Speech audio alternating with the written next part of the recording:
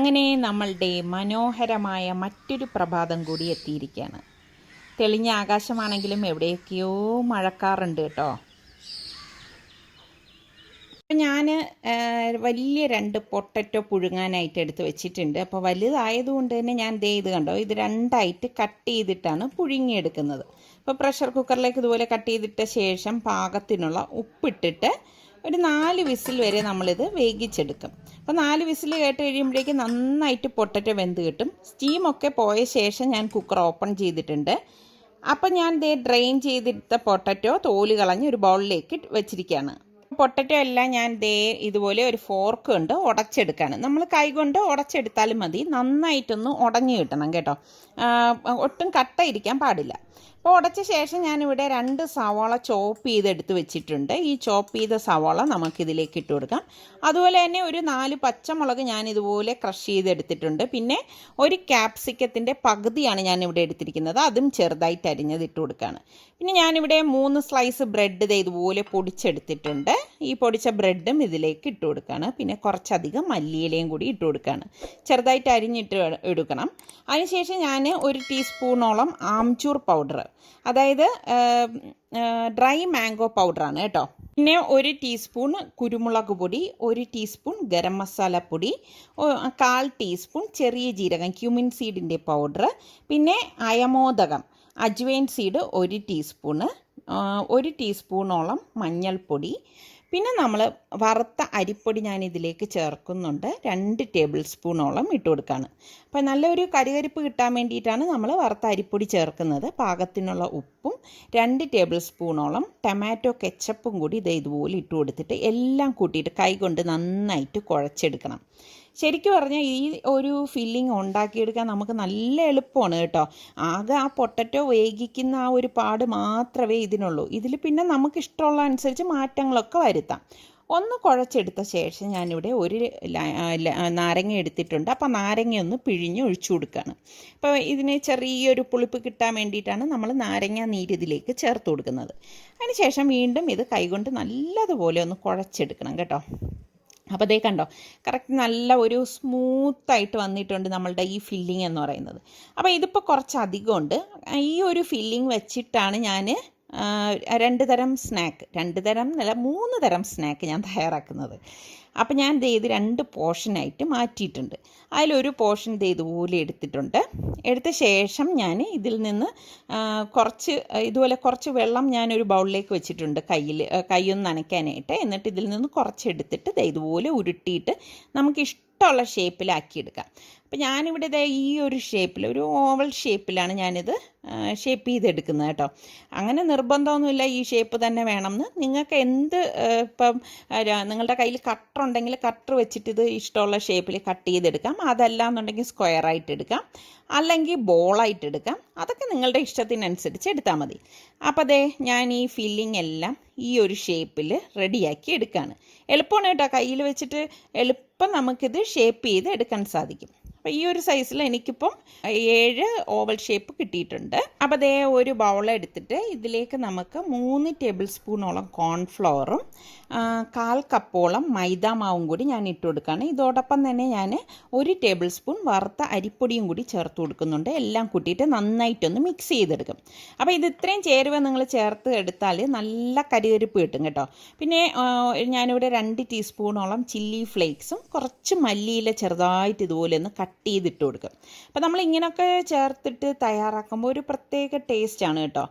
പിന്നെ നമുക്ക് പാകത്തിനുള്ള ഉപ്പ് ഇതിലേക്ക് ഇട്ട് കൊടുത്ത ശേഷം ഇതൊന്ന് മിക്സ് ചെയ്ത് കൊടുക്കണം. ആദ്യം ഇതെല്ലാം കൂട്ടിയിട്ടൊന്ന് മിക്സ് ചെയ്ത ശേഷം നമ്മൾ കുറച്ച് വെള്ളം ഒഴിച്ച് ഇതൊരു പേസ്റ്റ് പോലെ നമ്മളൊന്ന് കലക്കിയെടുക്കണം. ഒരുപാട് കട്ടിയാവാനും പാടില്ല, എന്നാൽ ഒരുപാട് ലൂസാകാനും പാടില്ല കേട്ടോ. അപ്പോൾ ഈ ഒരു കോട്ടിംഗ് ആണ് നമ്മൾക്ക് വേണ്ടത്. അപ്പം ഞാൻ ഇതെല്ലാം നല്ലതുപോലെ മിക്സ് ചെയ്ത് എടുത്തിട്ടുണ്ട്. അപ്പം ഇത്രയും മതിയാകും. വേണ്ട ഈ ഒരു സൈസിൽ നമുക്ക് വേണ്ടത് വെർമസെല്ലിയാണ്. ഞാനിവിടെ വൈറ്റ് വെർമസെല്ലിയാണ് എടുത്തിരിക്കുന്നത്. അപ്പോൾ അത് ഇതുപോലെ ഒന്ന് പൊടിച്ചിട്ട് കൊടുക്കും. ഒരുപാട് വലിയ വെർമസെല്ലി എടുക്കരുതേ, അതായത് നല്ല തിക്കായിട്ടുള്ള വെർമസെല്ലി ഉണ്ടല്ലോ, അതെടുക്കരുത്. ഈ ഒരു സൈസിലുള്ള വെർമസെല്ലി വേണം നമ്മൾക്ക് ഉപയോഗിക്കാനുള്ളത്. അപ്പോൾ അത് ഞാൻ കൈ കൊണ്ട് ഇതുപോലെ ഒന്ന് ക്രഷ് ചെയ്ത് കൊടുക്കും.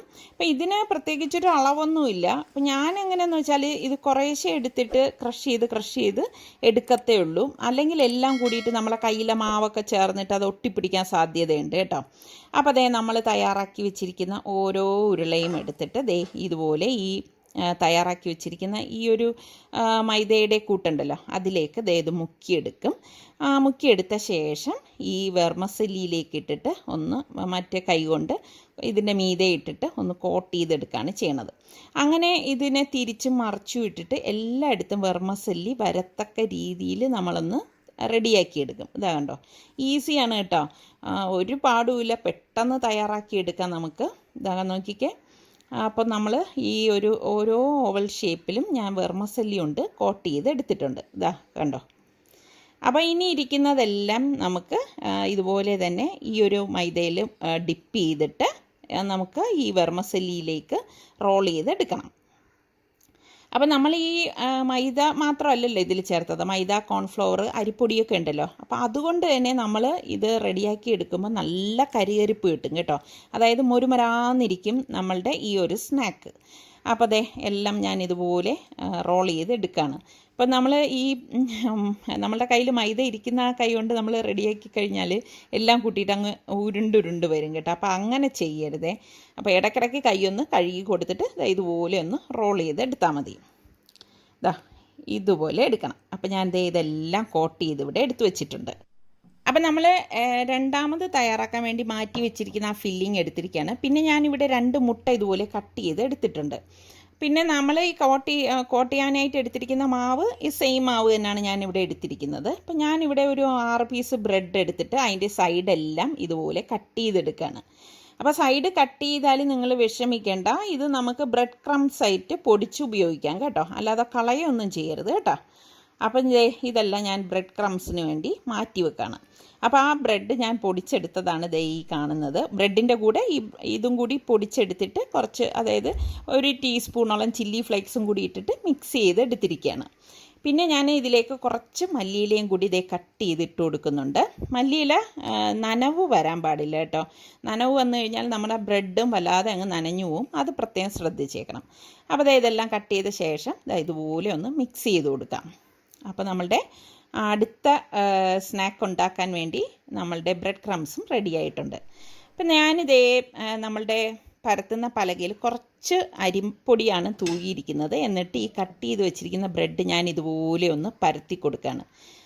റോളർ പിൻ കൊണ്ട് ഇതുപോലെ ഒന്ന് റോൾ ചെയ്ത് കൊടുക്കാം. 2 സൈഡും ഇതുപോലെ ഒന്ന് തിരിച്ച് മറിച്ചിട്ട് റോൾ ചെയ്യുമ്പോൾ വളരെ തിന്നായിട്ട് വരും. അപ്പോൾ ഇതിൻ്റെ എഡ്ജ് നല്ലതുപോലെ പരന്ന് വരാൻ ശ്രദ്ധിക്കണം. എന്നിട്ട് ഞാൻ ഇങ്ങനെ ഒന്ന് വളച്ചു കൊടുക്കുകയാണ്. എന്നിട്ട് ഇതിൻ്റെ ആ സൈഡിൽ നമ്മളുടെ ആ ഒരു മൈദയുടെ കൂട്ടില്ലേ അതിതുപോലെ ഒന്ന് കൈ കൊണ്ടൊന്ന് തേച്ച് കൊടുത്താൽ മതി കേട്ടോ. തേച്ച് കൊടുത്ത ശേഷം മറു സൈഡ് നമ്മളിത് ഇതുപോലെ പിടിച്ചിട്ട് ഒന്ന് സ്റ്റിക്ക് ചെയ്ത് വെച്ച് കൊടുക്കാം. അപ്പോൾ ഒരു കോൺ ഷേപ്പിൽ നമുക്ക് കിട്ടും. കണ്ടോ, ഇതെല്ലാം എളുപ്പമാണ് ഉണ്ടാക്കിയെടുക്കാൻ. നമ്മൾ ഫില്ലിങ് ഇതുപോലെ നമ്മൾ നേരത്തെ തയ്യാറാക്കി ഫ്രിഡ്ജിൽ വെക്കുകയാണെങ്കിൽ ഈസി ആയിട്ട് നമുക്കിതെല്ലാം ഈവനിങ് സ്നാക്കായിട്ട് പെട്ടെന്ന് ഉണ്ടാക്കിയെടുക്കാം. അപ്പോൾ ഇതുപോലെ ഇപ്പോൾ ഒരു കോണായിട്ട് നമുക്ക് കിട്ടിയിട്ടുണ്ട്. ഇനി നമ്മൾ ഈ റെഡിയാക്കി വെച്ചിരിക്കുന്ന ഈ ഫില്ലിംഗ് ഉണ്ടല്ലോ അത് കുറച്ച് എടുത്തിട്ട് ഒന്ന് ഉരുളയാക്കിയിട്ട് ഇതിനകത്തേക്ക് ഫില്ല് ചെയ്ത് കൊടുക്കാം കേട്ടോ. ഇതിനുള്ളിലേക്ക് ഒന്ന് ഇതുപോലെ വെച്ചിട്ടൊന്ന് അമർത്തി കൊടുത്താൽ മതി. അപ്പോൾ ഇതിൻ്റെ 2 സൈഡും ഞാൻ വീണ്ടും ആ മൈദയുടെ കൂട്ട് ഇതുപോലെ വെച്ചിട്ട് ഇനിയൊന്ന് മടക്കി സ്റ്റിക്ക് ചെയ്ത് കൊടുക്കും. ഇത് മൈദയുടെ കൂട്ടായതുകൊണ്ടും ബ്രെഡ് ആയതുകൊണ്ടും പെട്ടെന്ന് സ്റ്റിക്കായി കിട്ടും കേട്ടോ. ഇതുപോലെ ഇത്രയേ ഉള്ളൂ സംഭവം.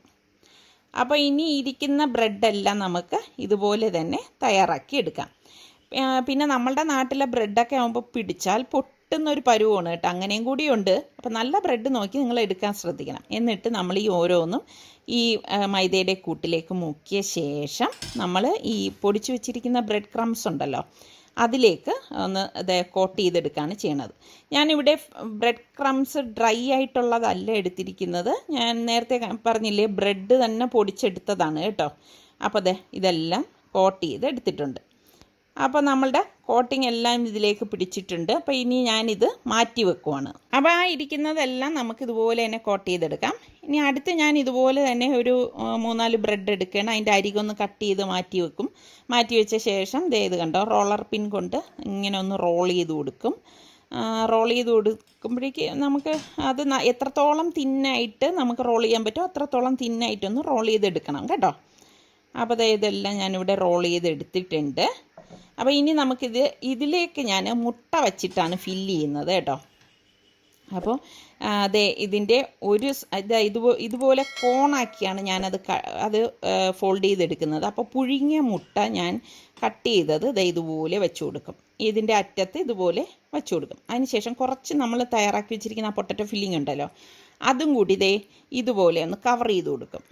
കവർ ചെയ്ത് കൊടുത്ത ശേഷം മറ്റേ കോൺ സൈഡ് എടുത്തിട്ട് ഇപ്പുറത്തേക്ക്, അതായത് ഈ സൈഡിലേക്ക് നമ്മൾ മൈദാമാവ് 2 സൈഡിലും ഒന്ന് ഇതുപോലെ ഒന്ന് തേച്ച് കൊടുക്കും. തേച്ച് കൊടുത്ത ശേഷം ഇങ്ങനെ ഇതങ്ങ് കവർ ചെയ്യും.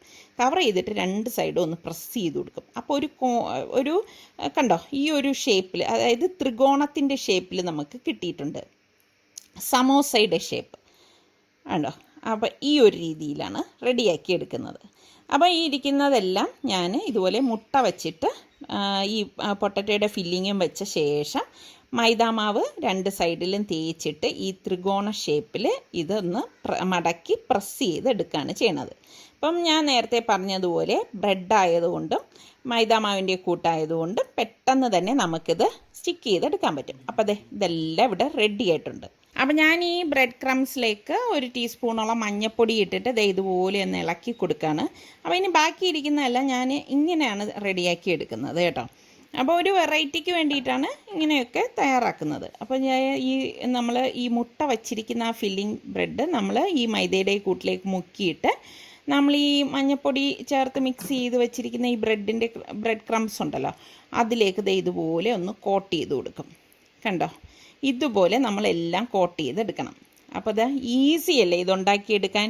അപ്പോൾ നിങ്ങളിൽ ഇതുപോലെ ബ്രെഡ് കൊണ്ട് എന്തൊക്കെ വെറൈറ്റി ഐറ്റംസ് നിങ്ങൾ ഉണ്ടാക്കും എന്നുകൂടി ഒന്ന് കമൻറ്റ് ചെയ്യണം കേട്ടോ. അതുപോലെ ഇതുപോലെ നിങ്ങൾ തയ്യാറാക്കുമ്പോൾ എന്ത് ഫില്ലിംഗ് ആണ് നിങ്ങൾ കൊടുക്കുന്നത്, നിങ്ങൾക്ക് ഏത് തരം ഫില്ലിംഗ് ആണ് ഇഷ്ടം.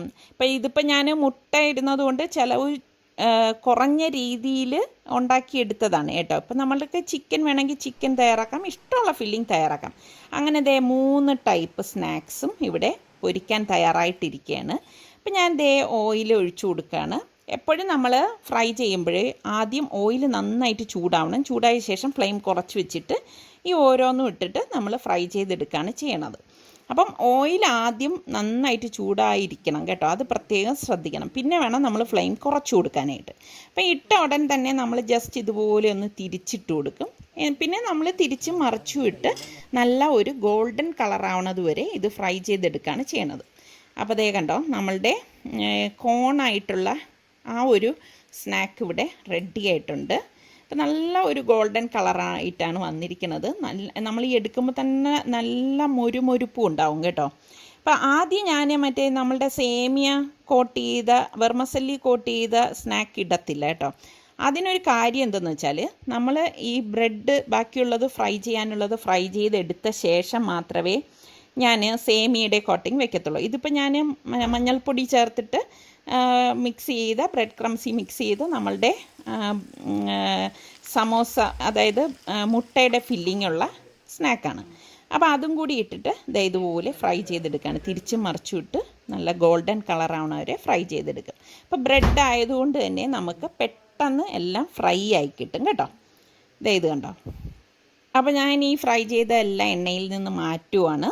അപ്പം ഞാൻ നേരത്തെ പറഞ്ഞത് നമ്മൾ ആദ്യം ആ വെർമസല്ലി കൊണ്ടുള്ളത് ഇട്ട് ഫ്രൈ ചെയ്യാത്തതിൻ്റെ കാര്യം എന്താണെന്ന് വെച്ചാൽ നമ്മൾ എണ്ണയിലേക്ക് ഇട്ട് കഴിയുമ്പോഴേക്ക് ഈ എണ്ണയിലേക്ക് ഈ വെർമസല്ലിയൊക്കെ അങ്ങ് അവിടെയായിട്ട് പടരാൻ സാധ്യത കൂടുതലാണ്. അപ്പോൾ എന്താണെന്ന് വെച്ചാൽ ഇത് വന്ന് താഴെ അടിഞ്ഞ് കിടക്കും. അങ്ങനെ കിടക്കുമ്പോഴേക്ക് നമ്മൾ അടുത്ത സ്നാക്സ് ബ്രെഡിൻ്റെത് എടുത്തിടുകയാണെങ്കിൽ അതിലൊക്കെ ഈ വെർമസല്ലി കയറി പിടിക്കും. അപ്പോൾ അങ്ങനെ പിടിക്കാതിരിക്കാനാണ് ഞാൻ ഇത് ലാസ്റ്റ് ഫ്രൈ ചെയ്തെടുക്കത്തുള്ളൂ. അപ്പോൾ അതും തിരിച്ച് മറിച്ചിട്ട് നല്ല ഒരു ഗോൾഡൻ കളറാകുമ്പോഴേക്ക് നമുക്ക് എണ്ണയിൽ നിന്ന് മാറ്റാം. ഒട്ടും എണ്ണ കുടിക്കുകയോ ഒന്നും ചെയ്യത്തില്ല. അങ്ങനെ നമ്മളുടെ ഈസി ആയിട്ടുള്ള ഒരേ ഇൻഗ്രീഡിയൻസ് കൊണ്ട് തന്നെ, പിന്നെ നോൺ വെജുകാർക്ക് ഇഷ്ടപ്പെടാൻ വേണ്ടിയിട്ടാണ് ഞാൻ എഗ്ഗ് വെച്ചും കൂടി തയ്യാറാക്കിയത്. നല്ല അടിപൊളി 3 ഈസി സ്നാക്സ് ഇവിടെ റെഡി ആയിട്ടുണ്ട്. ട്രൈ ചെയ്യാത്തവർ ട്രൈ ചെയ്ത് നോക്കിയിട്ട് ഫീഡ്ബാക്ക് തരണം കേട്ടോ. അതുപോലെ നമ്മളുടെ സലു കിച്ചൻ ഇനിയും സബ്സ്ക്രൈബ് ചെയ്യാത്ത ആരെങ്കിലും ഉണ്ടെങ്കിൽ സബ്സ്ക്രൈബ് ചെയ്യാൻ മറന്നു വരുതേ. അപ്പോൾ പിന്നെ നിങ്ങൾക്കിതിൽ ഏതാണ് ഇഷ്ടപ്പെട്ടതെന്നുകൂടി കമൻറ്റ് ചെയ്യണം. അതുപോലെ തന്നെ നിങ്ങൾക്ക് ഇതിൽ ഏത് ഫില്ലിംഗ് ആണ് ഇഷ്ടം എന്നും കൂടി ഒന്ന് പറയണേ.